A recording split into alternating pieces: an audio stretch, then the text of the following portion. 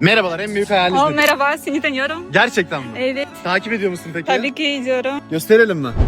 Takip ediyor arkadaşlar. Dile benden ne dilersen. Telefonum kırıldı. Telefonu kırdın. Evet, Bakabilir miyim? tabii ki. Yeni telefon istiyorum, 17 Pro Max. 17 Pro Max. O zaman seni öncesinde stüdyoya alalım. Teşekkür ederim. Hazırsan geçelim. Evet arkadaşlar, takipçimiz şu anda stüdyoda bizleri bekliyor. Biz de kendisi için telefon bakmaya geldik. Az önce karşılaştık Ahmet'te. Telefon alacak söyledim. Bakalım alacak mı? Şöyle bir 17 Pro Max fiyatı 120.000 TL diyor. Lansman rengini seçtik. Bunu alalım. Bize bir tık masraflı oldu ama yapacak bir şey yok. Görünce çok mutlu olacak, geçelim.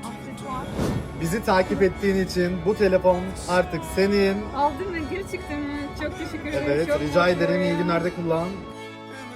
İnanmıyorum. Çok güzel. Çok teşekkür ederim.